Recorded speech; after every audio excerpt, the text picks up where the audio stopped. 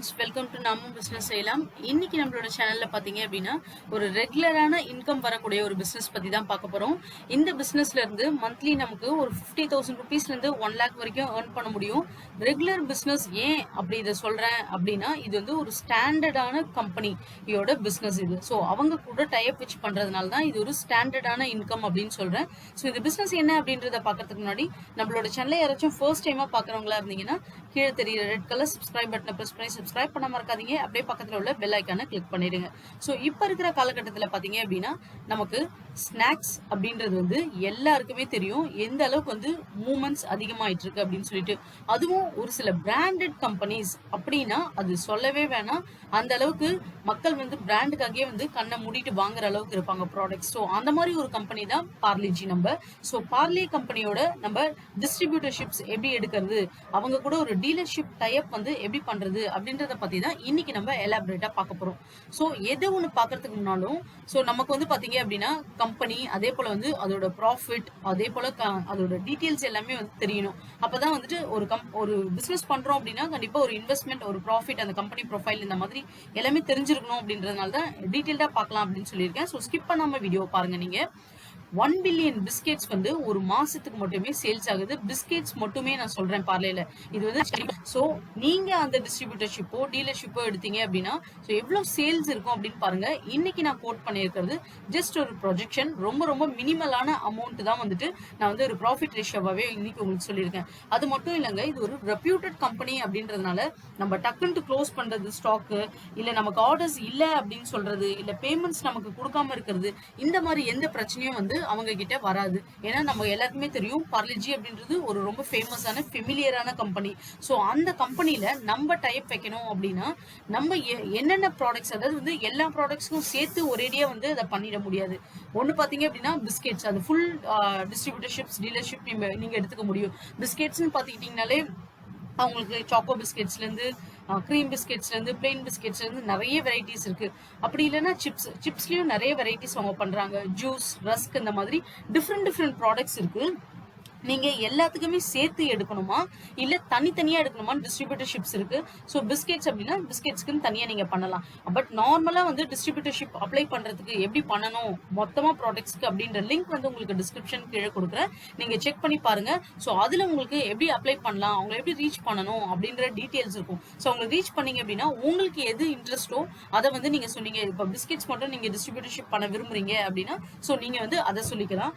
எனக்கு தெரிஞ்சு எல்லாமே ஐட்டமே நல்ல மூவ்மெண்ட் ஆகுறது தான். ஸோ எல்லா ப்ராடக்ட்ஸுமே பார்த்தீங்க அப்படின்னா இப்போ இருக்கிற கரண்ட் ட்ரெண்டுக்கு எல்லாருக்கும் எப்படி பிடிக்குமோ அதுக்கேற்ற மாதிரி தான் அவங்க பண்ணியிருக்காங்க. ஸோ இன்வெஸ்ட்மெண்ட்ஸ் இப்போ பார்த்துடலாம்.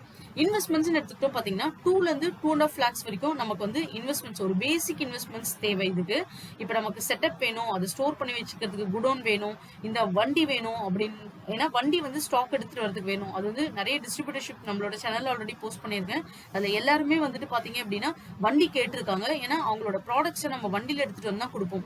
இப்போ ஒரு கடைக்கு தான் கொடுக்க போறோம் அப்படின்னா நமக்கு வந்து ஒரு சின்ன வண்டியே போதும், ஒரு 2 வீலர் கூட போதும்னு வச்சுக்கோங்க. ஒரு 3-4 வாட்டி நம்ம வந்து ஒரு ட்ரிப் அடிச்சு எடுத்துட்டு வந்துடலாம். ஆனா டிஸ்ட்ரிபியூட்டர் அப்படின்றது ஒரு சூப்பர் மார்க்கெட்டுக்கே பாத்தீங்க அப்படின்னா அவங்க கிட்டத்தட்ட ஒரு 100 டைப்ஸ் ஆஃப் வந்து ஸ்நாக்ஸ் கொடுக்க வேண்டியது இருக்கும். அதாவது ஒரு 10 வெரைட்டி ஒரு பிஸ்கெட்ஸ்ல, இன்னொரு 10 வெரைட்டி, இன்னொரு ரஸ்க் பேக்கெட்ஸ், அந்த மாதிரி நிறைய கொடுக்க வேண்டியது இருக்கும். அதனால பாத்தீங்கன்னா உங்களுக்கு பெரிய வண்டியா தேவை. அப்பதான் உங்களுக்கு குறைஞ்சது பாத்தீங்கன்னா ஒரு 30லேருந்து 40 பேர்கிட்ட சப்ளை பண்ற மாதிரி இருக்கும் ஒரு நாளைக்கு. அப்போ உங்களுக்கு கண்டிப்பா வண்டி தேவை. ஸோ குறைஞ்சது பாத்தீங்கன்னா 5 to 7 lakhs வந்து கண்டிப்பா இதுல இன்வெஸ்ட்மெண்ட்ஸ் இருக்கும். இன்வெஸ்ட்மெண்ட்ஸ் இல்லாத பிசினஸ் டிஸ்ட்ரிபியூட்டர்ஷிப் கிடையாதுன்னு நிறைய பேருக்கு தெரியும் உங்களுக்கு. ஸோ இதே போல பாத்தீங்கன்னா உங்களுக்கு ஸ்டாஃப் என்ன கேட்பாங்க அப்படின்னா, ஃபர்ஸ்ட் பாத்தீங்கன்னா உங்களுக்கு ஒரு 3 வரைக்கும் எம்ப்ளாயிஸ் வந்து மேக்சிமம் வந்து இருக்கலாம்.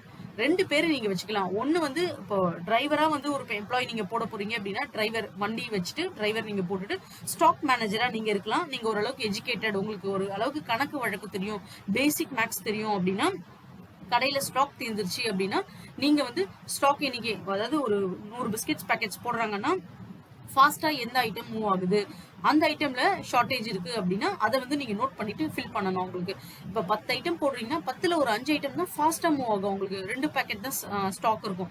பேலன்ஸ் இருக்க 5 பாத்தீங்க அப்படின்னா அவங்க கிட்ட வந்து கொஞ்சம் அதிகமாவே இருக்கும், ஒரு 7 பேக்கெட்ஸ் கிட்ட இருக்கும். ஸோ ஃபர்ஸ்ட் நீங்க ஃபில் பண்ண வேண்டியது ஸ்டாக் வந்து முடிஞ்சது, அதுதான் ஸ்டாக் மேனேஜர்ன்றது. என்னென்ன ஸ்டாக் வந்து தீர்ந்து போகுதுன்றத நீங்க இமீடியட்டா வந்து அங்க நோட் பண்ணிட்டே இருக்கணும். ஸோ கஸ்டமர்ஸ் வந்து அங்க கேட்கும் போது அந்த ப்ராடக்ட் அங்க இல்லைன்னு வரக்கூடாது. ஏன் அப்படின்னா அந்த ப்ராடக்ட் அங்க இல்லைன்னா அவங்க வேற ஒரு கடைக்கு போக ஆரம்பிப்பாங்க.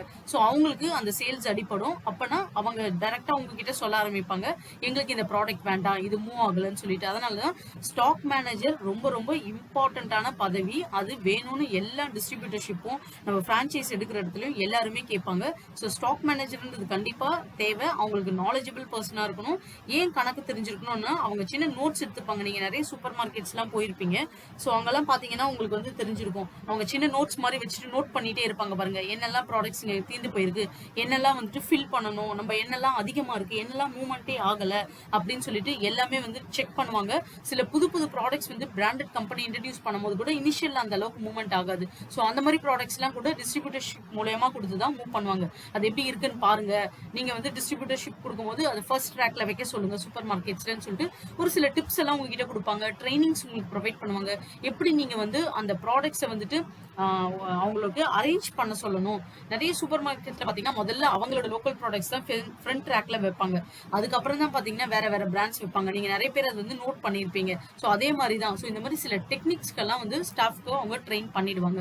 ஓகேங்க, இப்போ இது எல்லாமே முடிஞ்சிருச்சு. ஸோ இதெல்லாம் பண்ணனா இதுல என்ன லாபம்னா ஆஸ் யூஷுவல் வீடியோட நான் பிகினிங்ல சொன்ன மாதிரி தான் 50,000 rupeesல இருந்து 1 lakh rupees வரைக்கும் இதுல ப்ராஃபிட் எடுக்க முடியும். ப்ராஃபிட் மார்ஜின் அப்படின்னு சொல்லிட்டு ஒரு ப்ராடக்ட்டுக்கும் சொல்லிட்டு அவங்க இண்டிவிஜுவலா ஃபிக்ஸ் பண்றத உங்களுக்கு ஃபைனலைஸ் எப்போ பண்ணுவாங்க அப்படின்னா நீங்க அவங்க கிட்ட டைப் பண்ணும்போது தான் நீங்க என்னென்ன டாக்குமெண்ட்ஸ் கொடுக்கணும் அப்படின்றதெல்லாம் இருக்கும். டாக்குமெண்ட்ஸ்ன்றது பெரிய லிஸ்ட் ஆஃப் டாக்குமெண்ட்ஸ் கிடையாது. நீங்க ஒரு பிசினஸ் பண்றீங்க அப்படின்னா ஆஸ் யூஷுவல் உங்களுக்குன்னு சொல்லிட்டு ஒரு ID proof, address proof, Aadhaar card, இல்லை உங்களுக்கு ஸ்மார்ட் கார்டு இருக்கும், இல்லை ஓட்டர் ஐடி இருக்கும், பேன் கார்டு இருக்கும். பட் ஜிஎஸ்டி ரொம்ப ரொம்ப மேண்டேட்ரி. அதே போல பாத்தீங்கன்னா உத்தியோக ஆதார், உங்களோட கம்பெனி ரெஜிஸ்ட்ரேஷன், இது கண்டிப்பா மேண்டேட்ரிங்க. நம்மளோட சேனல்ல ஆல்ரெடி வந்து நான் வீடியோ உங்களுக்கு போஸ்ட் பண்ணிருக்கேன். எப்படி ஃப்ரீயா வந்து நீங்க ஜிஎஸ்டி ரெஜிஸ்ட்ரேஷன் பண்றது, எப்படி வந்துட்டு உங்களோட கம்பெனி வந்து ரெஜிஸ்ட்ரேஷன் பண்றது, ஃப்ரீயா பிசினஸ் ப்ரொபோசல் லெட்டர்ஸ் எப்படி அனுப்புறது ஒரு கிளைண்ட்ஸ்க்கு அப்படின்னு சொல்லிட்டு. ஸோ அதெல்லாம் வந்து ஒரு பேசிக் இன்ஃபர்மேஷன். அதே போல எஃப்எஸ்ஐ எப்படி அப்ளை பண்றது, இந்த மாதிரி டீடைல்ஸ் கூட வந்து முக்கியமான டீடைல்ஸ். இதெல்லாம் அதாவது ஒரு பிசினஸ் ஸ்டார்ட் பண்ணணும்னு ஆசைப்படுறது வந்து தப்பே கிடையாது, எல்லாருமே ஆசைப்படலாம். ஆனா அதுக்கு ஒரு ஸ்டெப் எடுக்கணும் நம்ம. அந்த ஸ்டெப் தான் ரெஜிஸ்ட்ரேஷன். இதெல்லாம் வந்து எல்லாருக்கும் பிசினஸ் ஸ்டார்ட் பண்ணணும்னு கண்டிப்பா இன்ட்ரெஸ்ட் இருக்கும். ஆனா ஸ்டெப் எடுக்கிறதுக்கு கொஞ்சம் தயங்குவாங்க. ஏன் அப்படின்னா பிசினஸே ஸ்டார்ட் பண்ணலாமா வேணாமா அப்படின்னு நினைக்கிற ஸ்டேஜ்ல செலவு பண்ணி வந்துட்டு நம்ம இந்த ரெஜிஸ்ட்ரேஷன்லாம் பண்ணணுமா, இதை பண்ணா நம்ம பிசினஸ் பண்ணுவோமா அப்படின்ற டவுட்ஸ் நிறைய பேருக்கு இருக்குங்க. அதுக்காக தான் நான் இது சொல்றேன், இது ஃப்ரீ. ஸோ நீங்க பிசினஸ் பண்ணாலும் நீங்க பிசினஸ் பண்ணலனாலும் உங்க கம்பெனிக்குன்னு ஒரு ரெஜிஸ்ட்ரேஷன் பண்ணி வச்சிட்டீங்க அப்படின்னா அந்த கம்பெனியோட ரெஜிஸ்ட்ரேஷன் டேட்ஸ் வச்சு அதோட வேலிடிட்டி உங்களுக்கு இன்க்ரீஸ் ஆகும். வேலிடிட்டினா ஃபார் எக்ஸாம்பிள் இப்போ நீங்க வந்து ஒரு 2018 ஒரு பிசினஸ் ஸ்டார்ட் பண்றேன் அப்படின்னு சொல்லிட்டு நீங்க நினைச்சிருக்கீங்கன்னு வச்சுக்கோங்க. அந்த பிசினஸ் வந்துட்டு நீங்க ரெஜிஸ்டர் பண்ணல, இப்போ வந்து உங்களுக்கு அந்த பிசினஸ்ல ரொம்ப இன்ட்ரெஸ்டா இருக்கு, நீங்க பண்ணணும்னு நினைக்கிறீங்க அப்படின்னா ஃபர்ஸ்ட் திங் உங்களுக்கு அந்த நேம் கிடைக்காது.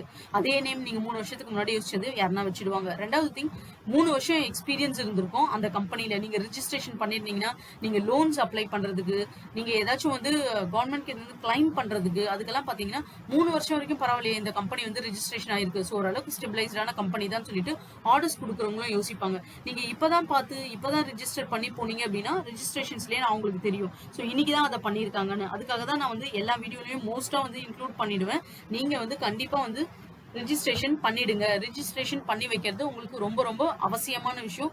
பிசினஸ் பண்ணணும் அப்படின்னு நீங்க நினைச்சிட்டீங்க அப்படின்னா ஒரு கம்பெனி நேம் உங்களுக்கு சூஸ் பண்ணிக்கோங்க. ஜஸ்ட் ஒரு ரெஜிஸ்ட்ரேஷனை போட்டு விட்டுருங்க, பிரச்சனையே கிடையாது. உங்களுக்கு டவுன்லோடபிள் உங்களுக்கு மெயிலே வந்துடும். நீங்க டவுன்லோட் பண்ணி காப்பியை வச்சுக்கோங்க. அதுக்கப்புறம் உங்களுக்கு வேற என்னென்ன ஆட் பண்ணணுமோ அதுல ஃபார் எக்ஸாம்பிள் ட்ரேடிங்னா ட்ரேடிங் போட்டு ரெஜிஸ்டர் பண்ணிட்டீங்கன்னா நீங்க ஆர்டிஃபிஷியல் ஜுவல்லரி அதுக்கப்புறம் பண்ணலாம், மேனுஃபேக்சரிங் பண்ணலாம், ஒன்னொன்னா நீங்க வந்து ஆட் பண்ணிக்கலாம் எடிட் பண்ணி. ஸோ அந்த மாதிரி நீங்க பண்ணிக்கலாம். நீங்க ப்ராப்பர் டாக்குமெண்ட்ஸ் வச்சு இந்த கம்பெனியை ரீச் பண்ணீங்கன்னா கண்டிப்பா உங்களுக்கு ஆர்டர் கிடைக்க நிறைய பாசிபிலிட்டிஸ் இருக்கு. டிஸ்கிரிப்ஷன்ல கொடுத்துருக்கேன். நீங்க எப்படி வந்து அவங்கள ரீச் பண்ணணும்னு சொல்லிட்டு ஸோ அந்த லிங்க் நீங்க கிளிக் பண்ணீங்க அப்படின்னா நம்மளோட வெப்சைட்டோட பேஜ் போகும். அதுல எல்லா டிஸ்ட்ரிபியூட்டர்ஷிப்பும் இருக்கும்.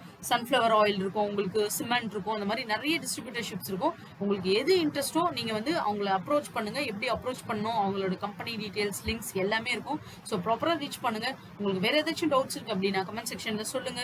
வேற ஏதாச்சும் இன்ட்ரெஸ்டிங்கான கான்செப்ட் உங்க கூட ஷேர் பண்ணணும், வேற ஏதாச்சும் பிசினஸ் ஐடியாஸ் சொல்லணும் அப்படின்னு நினைச்சாலும் நீங்க கமெண்ட் செக்ஷன்ல போஸ்ட் பண்ணுங்க. கூடிய சீக்கிரமா அதை உங்களுக்காக வந்து நான் போஸ்ட் பண்றேன். இந்த வீடியோ ரிலேட்டடா உங்களுக்கு டவுட்ஸ் இருந்தாலும் நீங்க கமெண்ட்ஸ்ல சொல்லுங்க. என்னால முடிஞ்ச சப்போர்ட் நான் உங்களுக்கு பண்றேன். ஆல்மோஸ்ட் நான் எல்லா பார்ட்டுமே உங்களுக்கு கவர் பண்ணிட்டேன் அப்படின்னு நினைக்கிறேன்.